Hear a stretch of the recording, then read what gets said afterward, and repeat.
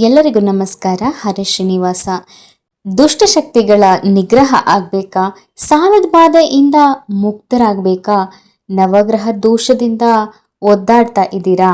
ಹಾಗಾದ್ರೆ ನರಸಿಂಹನ ಜಯಂತಿ ನಾಳೆ ಅಂದ್ರೆ ಏಪ್ರಿಲ್ 30.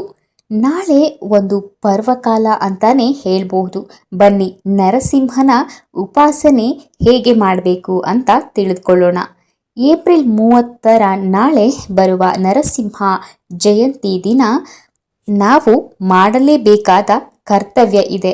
ಅದೇನು ಅಂದ್ರೆ ಗೋಧೂಳಿ ಸಮಯ ಅಂದ್ರೆ ಗೋವುಗಳು ಮನೆಗೆ ಬರುವ ಸಮಯ ಅಂತ. ಅಂತಹ ಸಮಯದಲ್ಲಿ ಏನ್ ಮಾಡಬೇಕು ಅಂದ್ರೆ ನಮ್ಮ ಮನೆಯ ಬಾಗಿಲು ಇರತ್ತಲ್ವಾ, ಬಾಗಿಲಿನ ಹೊಸ್ತಿಲು ಅಂದ್ರೆ ನಮ್ಮ ಮನೆಯ ಮುಂದಿನ ಬಾಗಿಲ ಹೊಸ್ತಿಲು ಅಲ್ಲಿ ನರಸಿಂಹನ ಸನ್ನಿಧಾನ ಇರತ್ತೆ. ಯಾಕಂದ್ರೆ ಹಿರಣ್ಯಕಶಿಪುವನ್ನ ಅಲ್ಲೇ ನರಸಿಂಹ ಕೂತು ಸಂಹಾರ ಮಾಡಿದ್ದು. ಹಾಗಾಗಿ ಹೊಸ್ತಿಲನ್ನ ಶುದ್ಧ ಮಾಡಿ ರಂಗೋಲಿ ಹಾಕಿ ಗಂಧ ಕುಂಕುಮ ಅರಿಶಿಣ ಹಚ್ಚಿ ಅದಕ್ಕೆ ಪುಷ್ಪಗಳಿಂದ ಅಲಂಕಾರ ಮಾಡಬೇಕು.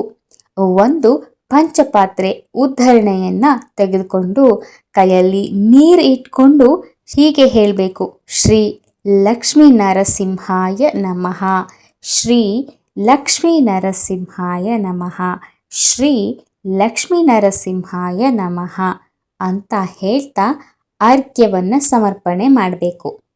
ಆಯ್ತಲ್ಲ? ಈ ರೀತಿ 3 ಸಾರಿ ಹೇಳಿ ಸಂಜೆಯ ವೇಳೆಯಲ್ಲಿ ಅಂದರೆ ಗೋಧೂಳಿ ಮುಹೂರ್ತ, ಗೋಧೂಳಿ ಸಮಯ ಅಂದರೆ ಗೋವುಗಳು ಮನೆಗೆ ಬರುವಂತಹ ಸಮಯ, ಅದನ್ನ ಗೋಧೂಳಿ ಮುಹೂರ್ತ ಅಂತ ಹೇಳಿ ಕರಿತೀವಿ. ಈ ಸಮಯದಲ್ಲಿ ಅರ್ಘ್ಯವನ್ನ ಕೊಟ್ರೆ ನಮ್ಮ ಎಲ್ಲ ಸಮಸ್ಯೆಗಳು ನಿವಾರಣೆ ಆಗತ್ತೆ. ಮೊದಲನೇದಾಗಿ ಸಾಲಬಾಧೆ ಏನಾದರೂ ಇದ್ರೆ ನಿವಾರಣೆ ಆಗತ್ತೆ. ಜೊತೆಗೆ ಏನಾದರೂ ನವಗ್ರಹಗಳ ದೋಷವಿದ್ರೆ ನಿವಾರಣೆ ಆಗತ್ತೆ. ಯಾಕಂತ ಹೇಳಿದ್ರೆ ನವಗ್ರಹಗಳಿಗೆ ಅಧಿಪತಿಯೇ ನಮ್ಮ ನರಸಿಂಹ ಸ್ವಾಮಿ. ಹಾಗಾಗಿ ನವಗ್ರಹ ದೋಷಗಳಿದ್ರೂ ಸಹ ನಿರ್ಮೂಲನೆ ಆಗತ್ತೆ.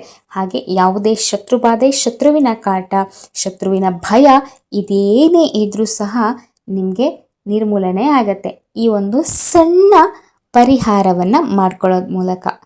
ಸೊ ತುಂಬ ಸುಲಭವಾಗಿರೋ ಈ ಉಪಾಯನ ಮಾಡಿಕೊಂಡು ಸಮಸ್ಯೆಯಿಂದ ಹೊರಗೆ ಬರೋಣ ಅಂತ ಹೇಳ್ತಾ, ಹರೇ ಶ್ರೀನಿವಾಸ. ಎಲ್ಲರಿಗೂ ಹೀಗೆ ಇನ್ನಷ್ಟು ಮಾಹಿತಿಯ ವಿಡಿಯೋಗಳನ್ನ ನೋಡೋದಕ್ಕೆ ನನ್ನ ಚಾನಲನ್ನು ಸಬ್ಸ್ಕ್ರೈಬ್ ಮಾಡ್ಕೊಳ್ಳಿ. ಎಲ್ಲರಿಗೂ ಧನ್ಯವಾದಗಳು. ವಿಡಿಯೋವನ್ನು ನೋಡಿದ್ದಕ್ಕೆ ಲೈಕ್ ಮಾಡೋದನ್ನು ಮರಿಬೇಡಿ. Thanks for watching. ಶ್ರೀಕೃಷ್ಣಾರ್ಪಣಮಸ್ತು.